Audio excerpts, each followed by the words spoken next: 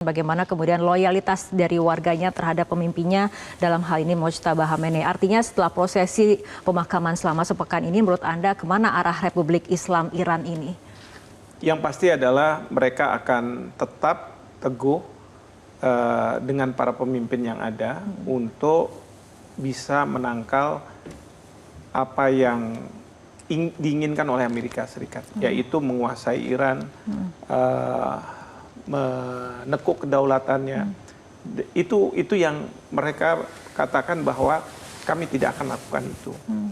Nah, yang kedua, ini juga memberi signal kepada Presiden Trump bahwa yang tadinya Ali Khamenei itu ditewaskan, itu harapannya adalah akan disambut oleh rakyat Iran, bahwa mereka ingin ada perubahan di dalam Iran. Perubahan mungkin tidak ke Mojtaba Khamenei, tapi ke pemimpin seperti Reza Pahlavi. Ternyata tidak. Dan mungkin ini membuat Trump terkejut. Kenapa begitu setianya rakyat di Iran terhadap Ali Khamenei? Mungkin juga dari pihak Israel juga terkejut. Jadi assessment pada waktu penyerangan terhadap Iran itu adalah rakyat Iran akan menyambut dengan meninggalnya Ali Khamenei untuk bisa membebaskan diri. Karena kita masih ingat ya, pada waktu Trump itu akan masuk ke Iran, akan melakukan serangan yang pertama, itu dikatakan bahwa banyak rakyat Iran yang berdemo, lalu kemudian sanksinya adalah ada yang digantung lah ini dan lain sebagainya. Tetapi kalau kita melihat kenyataan seperti ini semua ternyata tidak seperti itu. Ini berbalik gitu ya. Dan justru rakyat Iran itu menurut saya semakin militan karena mereka melihat Ali Khamenei sebagai martir yang tadi dikatakan mati syahid dan kemudian harus dibela. Ini yang membuat apa yang dipikirkan oleh Amerika Serikat dengan melakukan serangan yang mengatakan bahwa sudah runtuh, sudah tidak ada angkatan perang dan sebagainya.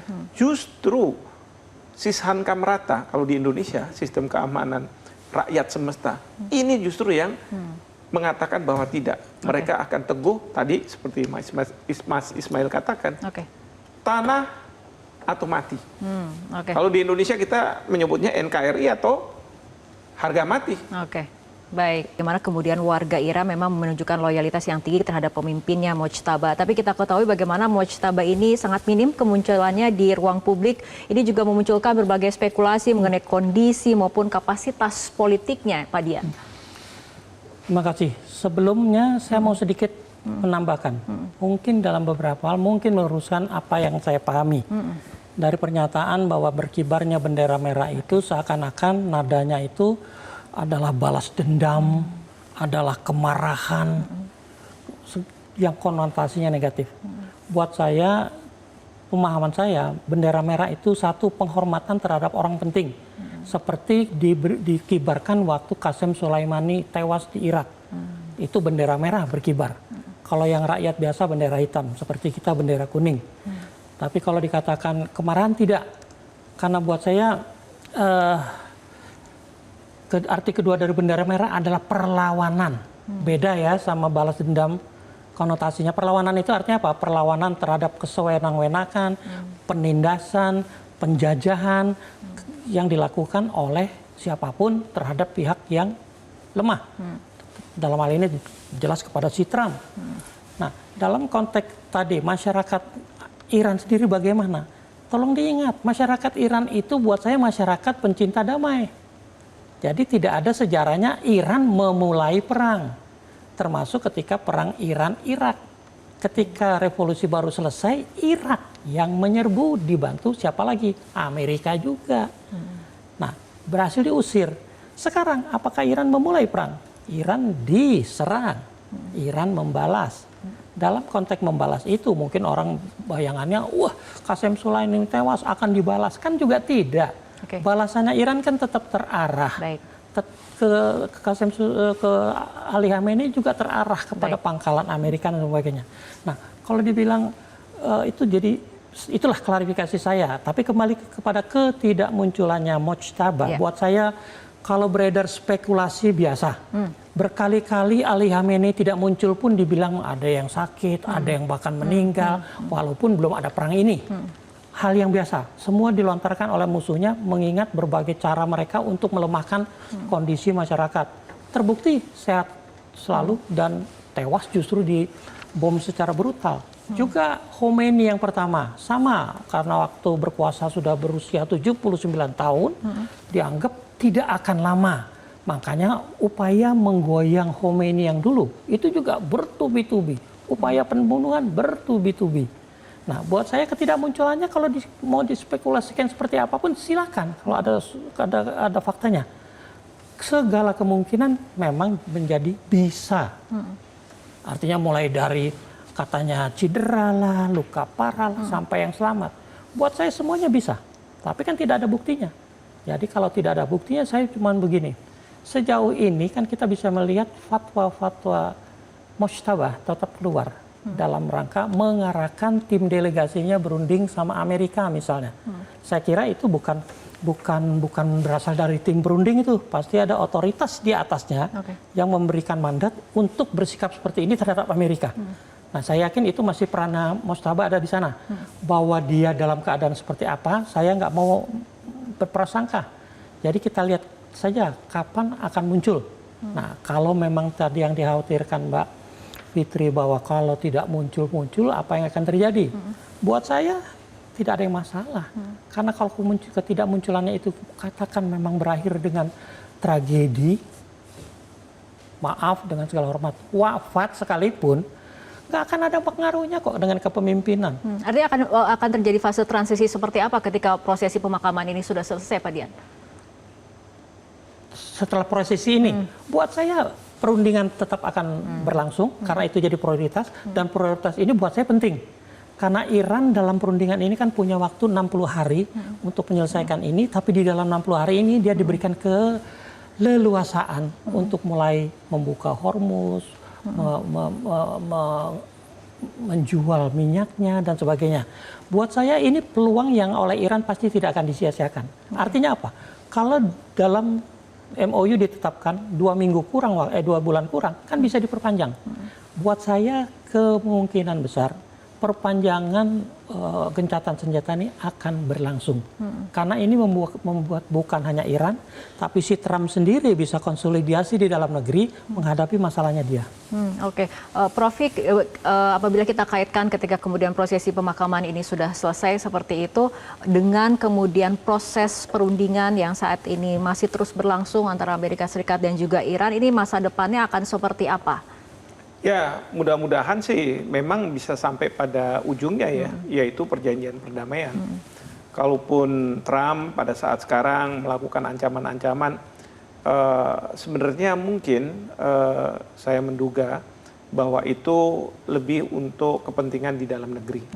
Artinya dengan adanya midterm election, Trump harus muncul sebagai pemimpin yang kuat, ya, apalagi menghadapi Iran yang tidak mudah untuk dia kalahkan lah gitu ya. Beliau kan selalu mengatakan bahwa angkatan perang Iran sudah tidak ada lagi, lalu kemudian juga pemerintahan sudah tidak ada lagi.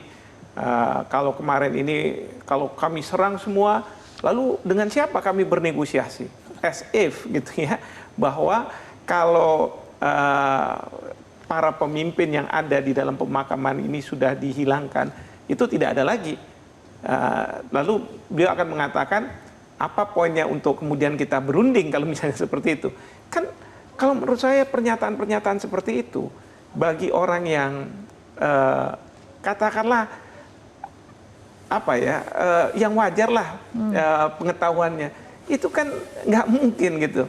Ya.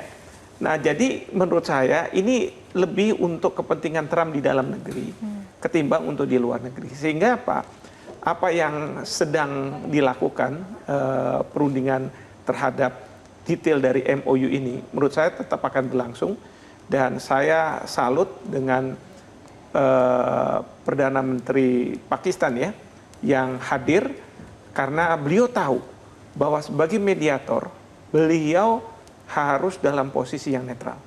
Kalau beliau tidak hadir, justru akan diterima oleh pihak Iran bahwa Anda akan sangat berpihak kepada Amerika Serikat.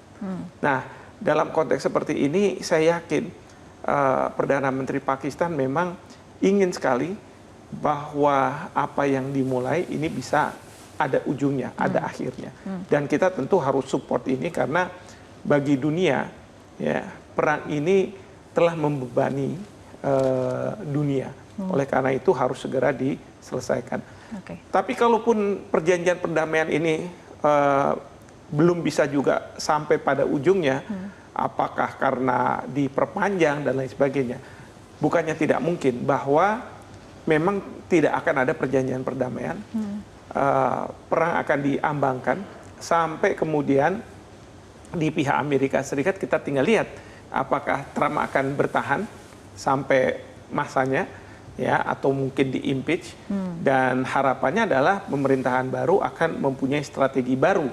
Demikian juga mungkin kalau di Iran, katakanlah begitu, ada sesuatu, ya mungkin ada perubahan. Tapi sekarang ini tentu kita harus menganggap bahwa semua akan tetap, dan kemudian bagaimana perundingan ini bisa dijalankan. Pemirsa, perbincangan kembali kami lanjutkan. Ismail, mengenai kembali pada rangkaian prosesi pemakaman dari Ali Khamenei, bagaimana kemudian warga negara Indonesia di Iran ikut serta dalam rangkaian prosesi ini? Ya Mbak Fitri, dari pantauan kami melihat teman-teman WNI, terutama dari kalangan mahasiswa, itu juga turut hadir di dalam pelayatan ini. Mereka menyebutkan bahwa kehadiran mereka itu adalah untuk melihat langsung sebuah prosesi yang dia anggapnya sebagai peristiwa bersejarah.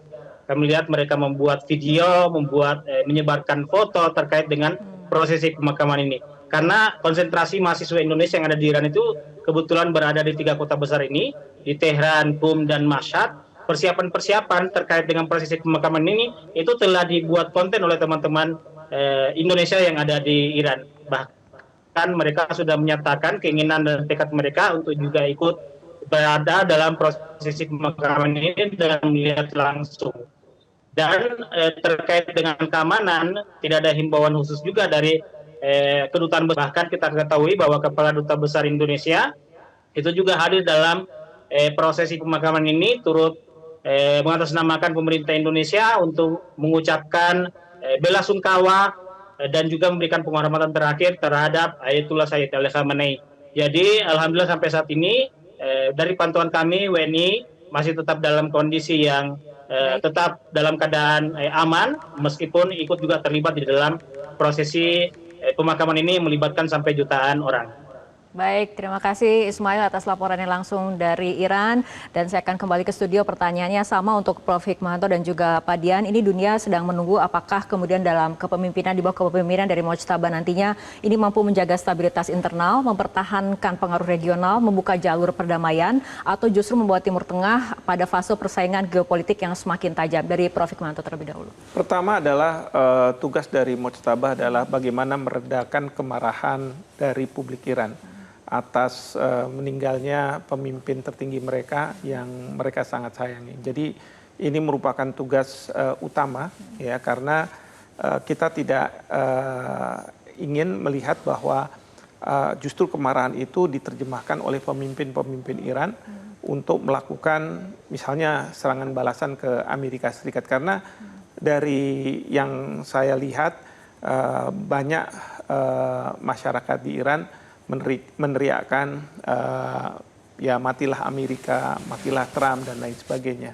Tapi sekali lagi bagaimana bisa benar-benar meredam ini. Yang kedua adalah tentu berkomitmen untuk kebaikan dunia, tidak hanya Iran dan Amerika Serikat, agar MOU yang sudah disepakati ini bisa diterjemahkan dalam perjanjian perdamaian. Dan yang ketiga yang kita harapkan adalah apapun yang terjadi, kita harus memastikan atau dua negara ini harus memastikan bahwa Israel tidak melakukan sabotase yang bisa meletup perang antara Amerika dan Iran. Oke, Pak Dian. Terima kasih, karena saya latar belakang diplomat, saya melihat peluang bahwa perjanjian cepat atau lambat akan dilanjutkan negosiasinya, mau 2 bulan ke depan, mau diperpanjang. Hasilnya pasti sudah dibayangkan harus menguntungkan kedua belah pihak. Oke. Yang pasti saya melihat peluang. Dalam 2 bulan ini saja sebenarnya sudah mulai dibuka peluang untuk mulai menjajaki kembali hubungan kita yang sudah dikecewakan, yang sudah mengecewakan Iran. Untuk mengobati kekecewaan Iran itu dengan kita mulai menjajaki, katakan apa sih yang masalah yang berlangsung selama ini, ditutupnya Selat Hormuz, kita yang pontang-panting mengatasi kebutuhan energi. Sekarang Hormuz sudah berada di tangan Iran dan mulai diberikan kesempatan, beberapa kapal mitranya dikasih lewat. Itulah kita masuk untuk mulai mengobati bahwa kita juga membutuhkan Iran seperti dulu, kita saling membutuhkan. Dan buat saya hal ini penting untuk menunjukkan bukan hanya political will, tapi juga kembalinya kita menegakkan prinsip kita. Yang tadi saya sudah bilang, lupa kita sekarang ini sudah, jangan bilang kita non-blok, jangan bilang kita OKI, jangan bilang kita D8. Baik. Semua itu dilanggar oleh kita sendiri kok. Baik. Untuk mengembalikan itu kita harus mulai, kita yang harus memulai mendekati Iran. Oke. Jelajahi cara baru mendapatkan informasi. Download Metro TV Extend sekarang.